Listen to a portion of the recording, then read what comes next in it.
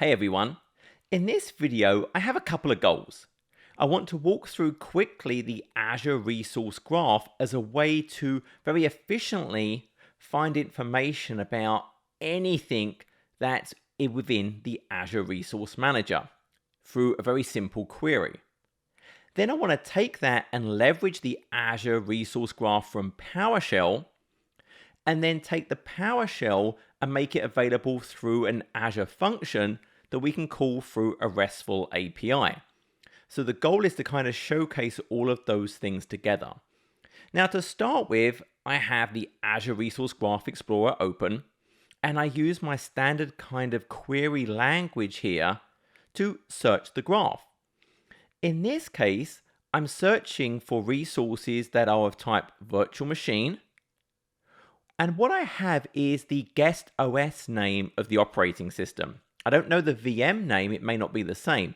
I know the OS name, the computer name that's running within the guest. I want to find the virtual machine. But I also want to get the subscription it's in, because this will search every subscription my account has access to. So if there were 500 subscriptions, this would find that resource. So I want to find out which subscription. Then I want to find out which resource group, and that's part of the attribute of the virtual machine resource. And the way I'm going to find it is there's actually a property of the OS profile called computer name. This is gained by the Azure Resource Manager through its agent. So I'm going to look for the OS profile.computerName property to match the name that I'm going to pass in. So you can see here, so where the properties is OS profile.computerName equals, in this case, I'm giving it a guest OS name of SAV Azure US South Central Win 10. And I'm using kind of the equals squiggly character so it doesn't be case sensitive as part of that match. And if I just execute this, sub-second, it finds that result. So you can see it basically took half a second. So if I had access to 500 subscriptions, it still would have given me that quickly. So now I want to use that in PowerShell. Now the first thing I have to do is actually install the az.resourcegraph module. So I get this from the gallery. I'm running this in an elevated PowerShell session. So it says administrator : and you can see here I did the install dash module az.resourcegraph, and it is now installed. Now I've created a little function, find Azure VM from comp name. And all I do is I pass in one parameter. I import in that resource graph module. I set a status good variable to true. And then I create a string with that query that I just ran through the Resource Graph Explorer. But instead of a hard-coded computer name, I use the variable $computer name, which is what we pass in to the function. I then use a try catch. So if there's an error, I catch the error and can write that out. I just use the search-azgraph command and pass in that query string I just constructed above. Then I write the error out if there is an error. I set the status good to false. Now, if the status is good and the returned record is not null, I create a custom object. Now that custom object just has a few values in it. Status of success, the computer name that I passed in, the virtual machine name that it found, the resource group that it found for that object, and then the subscription ID. All of this returned from that graph query. And then I take that custom object and just convert it to JSON. Otherwise, I say, well, if the status was good, but it is null, hey, we couldn't find the computer. Or if the status isn't good, then I just return, hey, the status is failed. And then we return that value. So if I just quickly execute this to make that function available. So now I'll just try and run that. You can see it's giving me my history. And it returned a record. There's the JSON it generated. And there we go. If I put in a bad name, well, then the JSON just returns computer not found.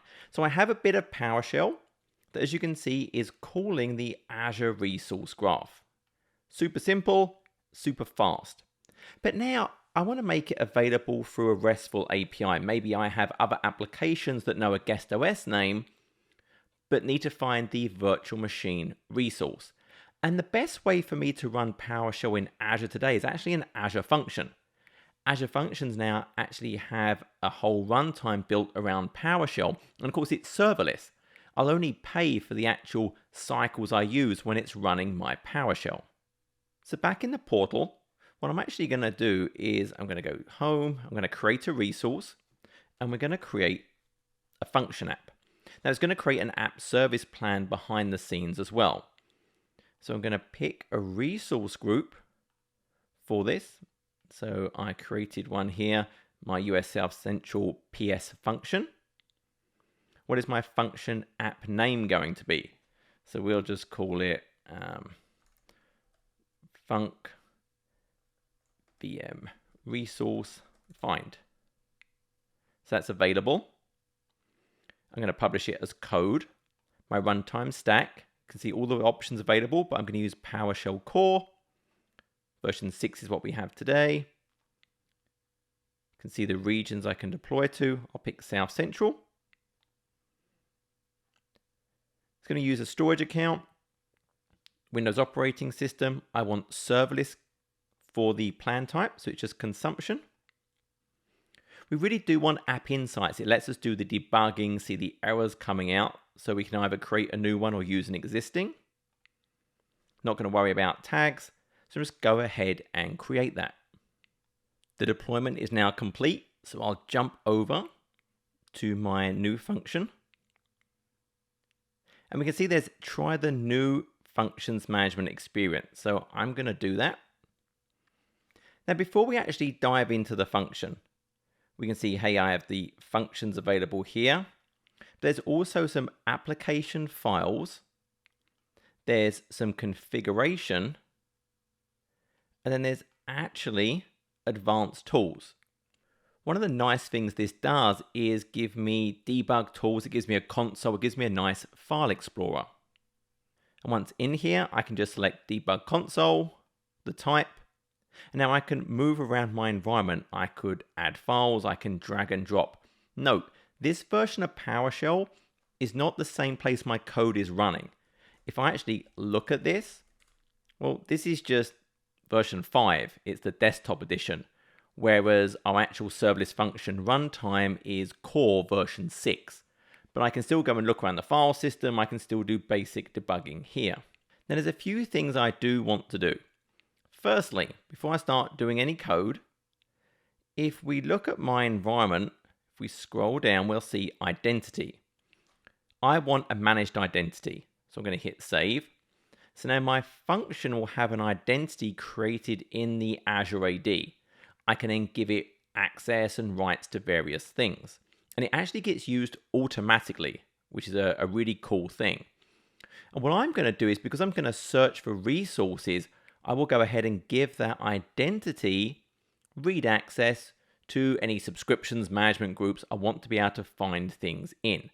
So I could jump back to home, go to my subscription, go to the access control, role assignments, add. And what I'm going to add is a role assignment. I'm going to make it, for now, reader. Obviously, I'm just trying to find VMs. Technically, it could just have a custom role that just has read to virtual machine resource types. But that's fine. I'll select function app. And I'm going to use my func VM resource find and hit save. Now I can go back to my function. So I now have a managed identity that it's going to use automatically. Now the reason it's going to use it automatically is there are some application files. If I look at these, we'll actually see, well, we have a host JSON file, which I am going to modify, because one of the things I actually want to do is get some additional troubleshooting, debug information. So what we can actually do here in this host JSON file is add a debug block of code. So just after this line, I'll paste that in. And that's just going to give me some additional logging information. Just makes it a bit easier for me to track. And I'll hit save. Another file we have is our profile. And notice it does one thing. If there is an environment variable MSI secret, and we have the AZ accounts module available, which we do, all of the AZ modules are just there by default in our function, well, it's going to connect to Azure using that managed identity. So it's automatically going to connect to Azure for us. Now, additionally, it uses all of the AZ modules, but remember, I also need that AZ resource graph. So what I'm actually going to do is add in one additional line. So I'm going to do new line, az.resource graph. Currently, it's in major version 0. You have to have a major version, .star. So I'll get the latest, whatever is available there. And again, we hit save. So I have my requirements file. I've got my profile, and I modified my host just to have some extra logging that I can use. We have configuration. The configuration, you'll notice here, I can add application settings. These will surface as environment variables. So if I added an application setting saying just something silly, function name, and I set it to find VM, I could actually reference that as $env function underscore name in my PowerShell, and it will give me the value that is here. There's a kind of useful one I may want to set if I'm going to have a concurrency where I need to run multiple instances of this at any one time, i.e. not just one. There's actually an application setting, PS worker in proc concurrency upper bound. That's a mouthful. I'm going to set it to 5. So there's a chance I might have multiple things accessing this at the same time, up to 5. So I'm going to support that for my function. So that's kind of it for those things. I've set all of these surrounding parts. Now I'm going to go into the function itself. Oh, I will hit save first. That saves this as a JSON file, actually behind the scenes. You can do advanced edit and actually see the JSON that it's using. I'll go to my function. And now I'll actually go ahead and create it. So from here, I'll hit add. Now it has templates. I'm going to use a HTTP trigger. I want to call this kind of in a RESTful way. So it's going to fill out the basic code for me. For the function name, I'm actually going to use the same name over here. So I'm going to take that name, put it in there. For the authorization, I want to pass a key. I don't want anyone just being able to anonymously access this or have to use an admin key. I'm going to create a per application function key that they will pass with the call to my function. So I hit create, and now go up. I have my function. Notice I have the option to get the URL based on what key I want to use, the master key, default, or the default function key. And I can go and add additional function keys, so different apps I'm going to use. Each app I give a unique function key so I can track from an auditing perspective. So I'm going to say application 1. You'd actually have a more meaningful name. I'm going to let it automatically generate the key, or you could specify one if you wanted to. So now I have a new key that it's going to use, and I can renew the key value to generate a new one if I need to. Don't worry about trying to write it down. I'll show you how to get that later on. But now we're ready to go. So what we do is we have this basic structure outlined for us. It creates the data, parameters, hey, we get this request coming in.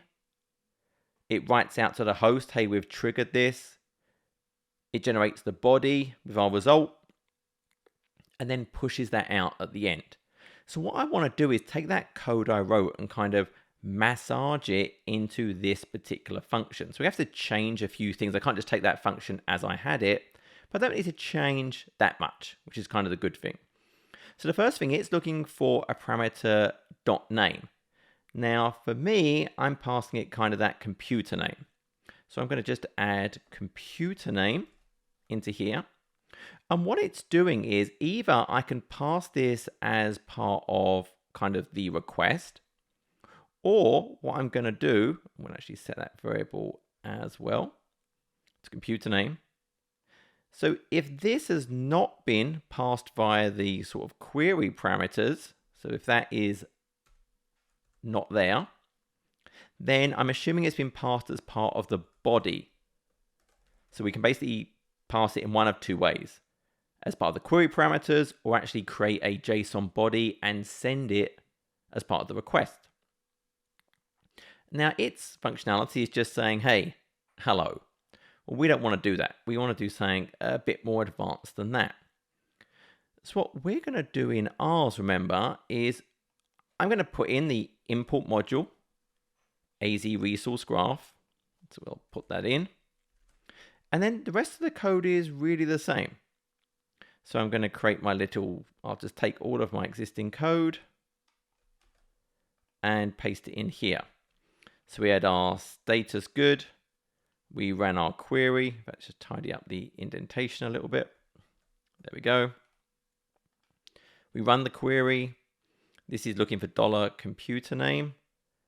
Again, so that's what we have, $computer name. Oh, except that got messed up there. Lucky I saw that. And I forgot to change this bit as well. Trying to rush never works very well. So we can take that. It's not case sensitive, but I'm going to change it anyway.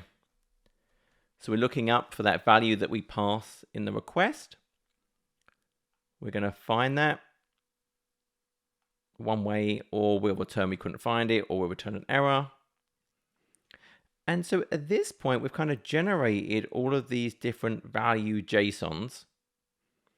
Right now, it has this check if it's null or whatever. Well, we've kind of done that already. So I'm going to take this status code OK and add it over to here. And if we add any of the other things, well, we had kind of this bad request. So we'll pass that in as well. I guess we could actually say, well, was it really a bad request if it couldn't find it?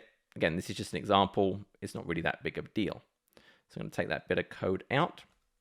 So again, all we've done is we've set the body of what we're going to return to be some JSON. Then we have a HTTP status code, either OK or it was a bad request. Then it's going to send this back. So for the status code, it's going to send the status.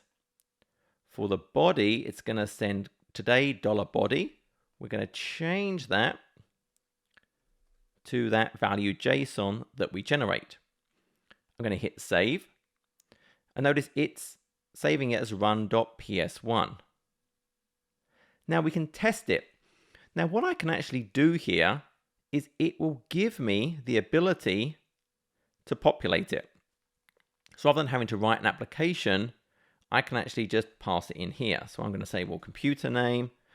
We'll leave it as Azure and let's run it. We don't expect it to find a computer name, but it shouldn't error. So you can see there's the logging. It was programmatically called. The first time you run it, it takes a little bit longer. But we should get, in this case, we expect kind of that bad status code because that's what we did if we couldn't find a match. So we got the bad request code back. And now we'll try and run this again with a good value. Now, one thing I want to stress about this, normally if you create like a custom object, you then run like a convert to JSON, it will escape special characters. This does not. So let's say I was passing a username and it was Saviltech/John. That's going to be wrong because that /J will get converted to an escape sequence.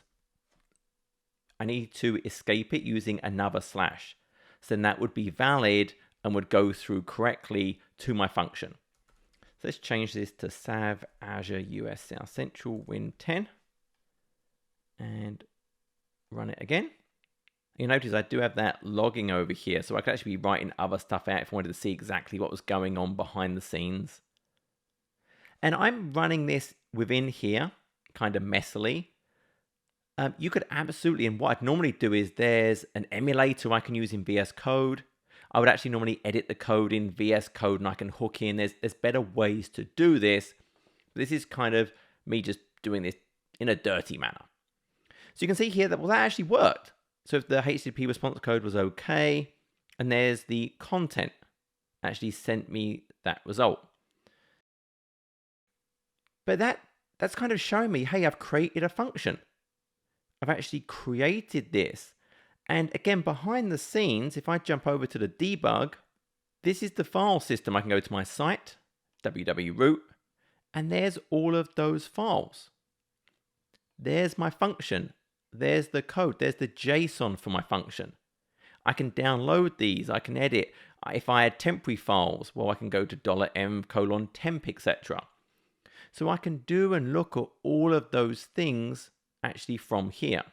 Now, the one thing I did want to quickly show is, remember, we had those configurations, and I created this kind of junk thing with kind of find VM, and I said I would show you how to use that. This is my function name. So what I can do is, it's just an environment variable. If from within my function, I reference $m:that. So what I'll actually do is, it's saying PowerShell HTTP trigger function, and we'll add in our name. So we'll actually say $m function name, processed a request. So that's as hard as it is to access those variables. And we'll test it again. And what we should see is that will pop up here in a second. And now we should see an extra bit of information. There we go. PowerShell HTTP trigger function find VM processed a request.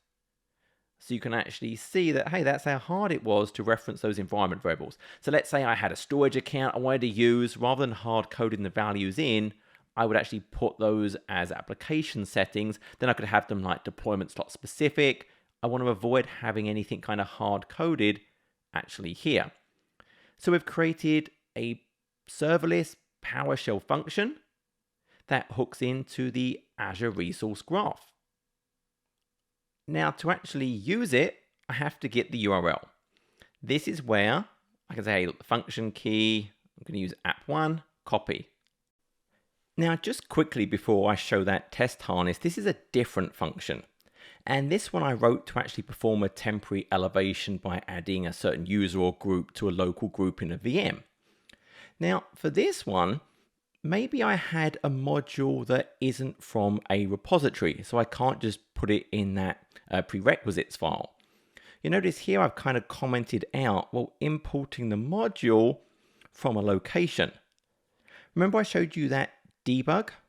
So if I go to that debug, if I go to my site, what I did for this one is I actually just copied over the module files. So I can actually see the location from this, and that's what I referenced directly in the PowerShell file itself. So if I can't do it as part of the kind of prerequisites file, because it's not in a gallery, I can copy the files into my app service plan file area and then reference it directly. Now, additionally, you can see I access a number of environment variables. So these again were things I set for the application. So rather than hard coding in a resource group name and a storage account name and a table name, I have those as application settings that I reference. In this case, I use those to connect to a storage account. Again, using the managed identity of this particular function. I also pass multiple parameters. So once again, I try and set them all from the query parameters, but if they weren't set, that's okay. I just go ahead and get them from the body. The final thing I want to show in this example is also using the temporary storage space. So in this case, I'm using $m:temp because I need to create a file and then I delete it.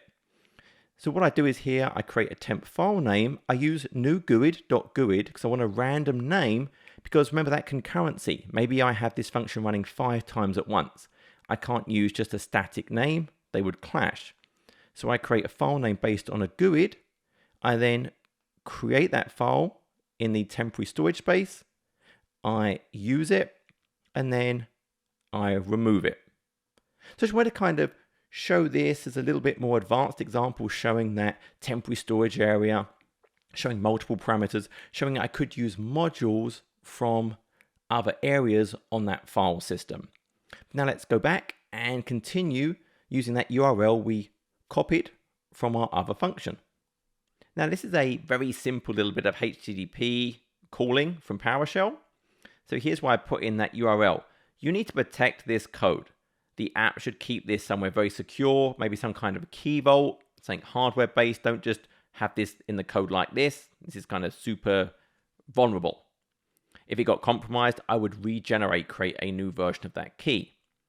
But what you can see in this code super simply is it sets the URI to that string. I'm creating a body object that has that computer name to match the machine I want to find. I convert that to JSON. So then I'm using invoke REST method with the URL, with the body I've generated, telling it it's a JSON application. So I can just quickly run each line. And then, if you want to see that, if we look at the body JSON, see it's just converted that kind of key value into a JSON document. It would have escaped it. So if I added in, let's just make that wrong, a slash. If I run this again, and we look at that body JSON, it's put in 2 slashes.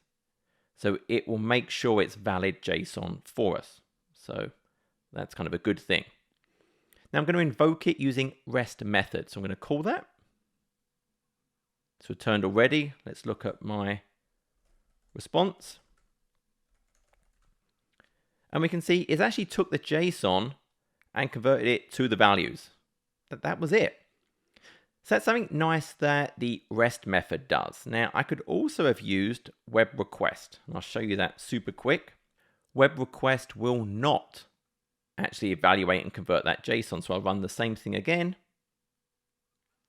This time, when we look at the response, we actually get kind of that raw output. We can see, hey, look, there's the JSON document. So we'll have to kind of look at the response.content and do a convert from JSON, and then I'd be able to use it. So they're the different options on how I can use that. For what I'm doing, I'd rather just call the REST method. I don't need all that other info. I'm returning a JSON document. That's the most efficient for me. But that's it. So we had a resource graph. We called it. One thing we could try super fun. Let's see if I actually do a bad one here. So I'll do an invalid name. We'll call it again. Get a bad, and it did return that status computer name not found. It's because I think I'm actually setting it as a failure, so it is treating it a different way. And there's that JSON we populated. So I hope this was useful. Hope you kind of understand what we've done here, taking that resource graph, super efficient way to find resources in Azure, then using that from regular PowerShell, as you can see here. And then we took that, we put it in a serverless Azure function with PowerShell and made it available via a REST API using a particular key. So we could have a per app key to kind of keep that super secure. And I'll actually upload the sample code, and also I'll upload the actual run from that Azure function, just if you want to have a look around that. And if this was useful, please like, please subscribe, please share, please comment. Until next time, take care.